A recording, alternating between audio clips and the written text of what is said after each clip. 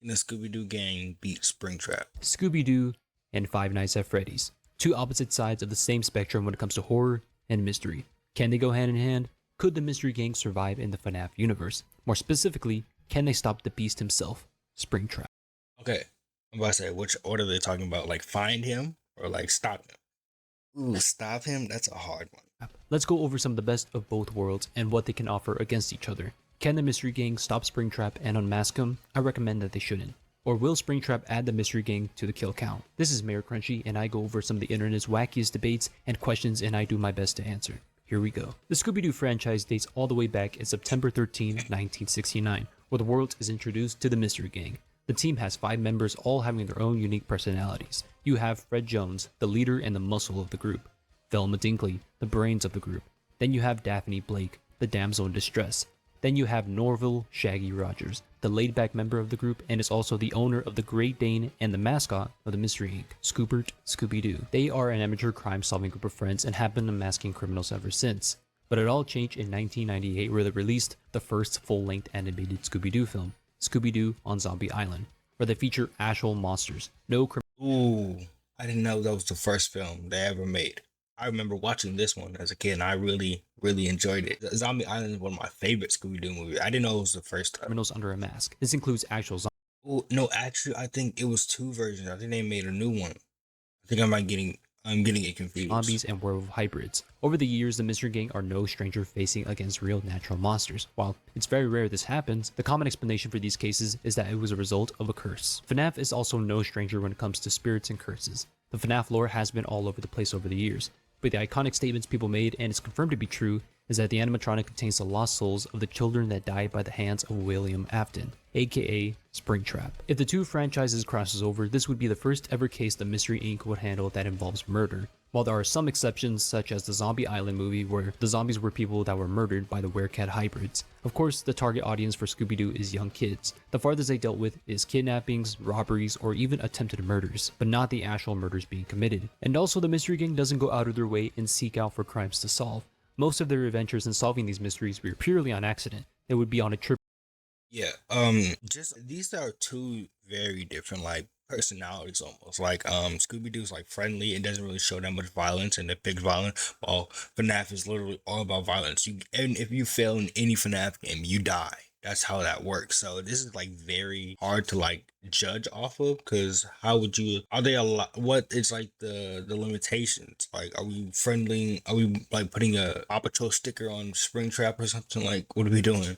For vacation, they hear a rumor that involves a tale of a supposed monster, then they go out and investigate. And fortunately for us, FNAF is themed around a pizzeria, and what characters from the Mystery Gang loves to go out and eat, it just makes sense. The more you think about it, the connections grow stronger. The Mystery Gang would stop by at Freddy Fazbear's Pizzeria to grab a quick bite or celebrate a birthday. It makes more sense if it's either Shaggy or Scoops. A local will tell them about the mysterious case of the missing children and that the place is haunted or that the brand carries out a bad name and is under investigation. The Mystery Gang gets curious, Fred says his iconic line, and there we have our collaboration. One question that we need the answer for is that can the Mystery Gang handle murder cases or spiritual encounters, because throughout the franchise, the Mystery Gang handles mysteries under the spiritual encounters, yes. Murder, I don't think so. I think that would be their turning point. I think they would give up right after the murder because it would get too real for them. They can deal with ghosts. They dealt with zombies. They can deal with the spirits and all that. I do believe they'll handle that perfectly fine. But when it comes to the murder aspect and how like gory and graphic it is, no. assumptions that this is all fake, or that it was all an elaborate hoax to scare off the people. In the collaboration episode with Supernatural titled Scooby Nat, Yeah, but what also keeps them going is the fact that they like 99 but their track record for them is that all this is just like down to earth and nothing's like really really that bad. It's just rich people trying to make a break through it or somebody trying to get revenge of somebody, but there's nothing actual like no actual like depictions of actual violence going on. I forgot what I was gonna say. I think that would be the point where everything sort of has to change because I don't believe they would be able to continue as normal the aspect because if they have to like just hypothetically if they have to face off against William, they're not making it out alive, right? Unless you're going to count the Toon Force aspect of how they can just do anything to really get away, especially Scooby and Shaggy, then sure. Other than that, I don't see them making it. Where Sam, Dean, and Castiel are trapped in a Scooby-Doo episode where it was essentially a remake of episode 16 of the first season of Scooby-Doo, Where Are You? And at that point, since this was the early days of Scooby-Doo, the Mystery Gang were unaware and has never seen an actual supernatural event or monsters, just some shady real estate developer under a mask working with some fishing lines and projectors. But when they do find out that they're dealing with Right. It's all just like, yeah, it's a dude at the end of the day. That's how they're thinking. Right. They're gonna think it's a dude. And they're correct. They're right. It's a dude. But that dude is also very, very violent and not a good person, right? So you've never really seen them deal with physical confrontation like that because everything is like you really think about it. Fred sets the trap, they capture the villain, Daphne not Daphne, or Daphne like lures them, I guess. Scooby and Shaggy are like the investigators who like find shit on accident. Velma is the one who like just like puts it all together at once, right? But they never actually ever get physical. They get captured and thrown away, right? real supernatural creatures, they didn't handle it pretty well. Fred had a meltdown because he could have been fighting against real monsters instead of a shady real estate developer. Daphne's questioning the meaning of life. Velma is doubting herself that this whole time monsters and ghosts do actually exist. And then we have Shaggy and Scoop giving the team the big "I told you so." But regardless, they regained composure and took down the ghosts with the help of Sam and Dean to deal with it. But we're already past that point. Scooby and the gang faced off against zombies, trapped in cyberspace, and escaped. This feat Wait, which version of Scooby and Shaggy is he using? Is he using like the best one where I use Scooby Doo? Is that the one I'm talking about? I know he's talking about. I know he's been talking about the old classical one, but now he's talking about the one where they met Sam and Dean, Supernatural. I never watched Supernatural, but I know who these characters are. So and that's like postmodern or probably just modern. So I don't if he's like going off the specific timeline of their evolution by the end of it, I still say they probably the turning. I think they could probably do it. It's just like you you play this over 10 times, they probably lose about three. Just of how advanced everything's gotten. could be helpful if they were trapped in the Fnaf VR scenario. But what is Springtrap? For those that are not into the Fnaf universe, Springtrap is a withered form of an animatronic named Spring Bonnie. Springtrap is possessed by William Afton, the main antagonist of the Fnaf franchise.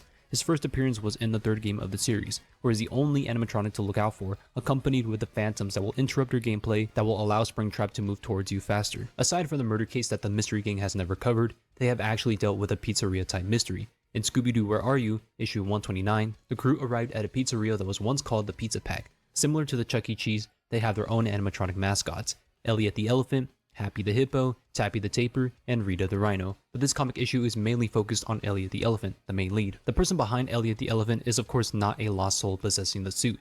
It is actually just a waitress who is tired of customers being rude to her. The mascot's design seems very similar to the ones you've seen in the FNAF franchise, and the woman behind the suit is about 5'4", putting her side by side with Daphne. Meanwhile, Springtrap, there is no confirmed height or size calculation. We can assume That William Afton was like 6 foot. I thought that was like pretty known in the FNAF community that he's like relatively tall.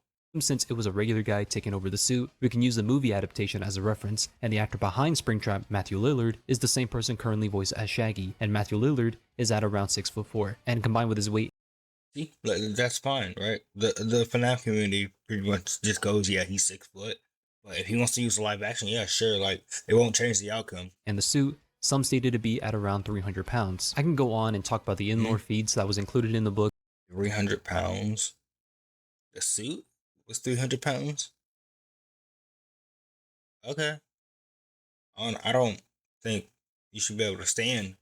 To back up Springtrap's skills, but we're talking about one-man animatronic against 5 Toon Force cartoon characters, who is part and featured in the DC universe. Velma's detective skills being So we're using Toon Force 2. Yeah, it's right. rival to Batman is insane already. She was considered to be the next Robin because of her detective skills. Whatever their plan is into stopping Springtrap wouldn't really matter because the plan never works, but somehow it ends up working in their favor. If you guys do want to see a Scooby-Doo and FNAF in action, there's a great fan film that I recommend you should watch. I'll link it below. It's nothing too crazy, just your standard classic Scooby-Doo episode featuring Springtrap. With Velma's detective skills, she can figure out the ins and outs of how Springtrap animatronic suit works. For example, in FNAF 3, to lure Springtrap away from where you are, you click on a button on an area that makes a child sound. The reason for that is that the Spring Bonnie suit, not William, is programmed to head towards to the noise, assuming that that's where the kids are at, while William Afton has no choice and is forced to move. Information like that can keep the Mystery Gang ahead of the game. A 1v5 against Spring Okay, where are we like placing this? And like, is this like in FNAF 3?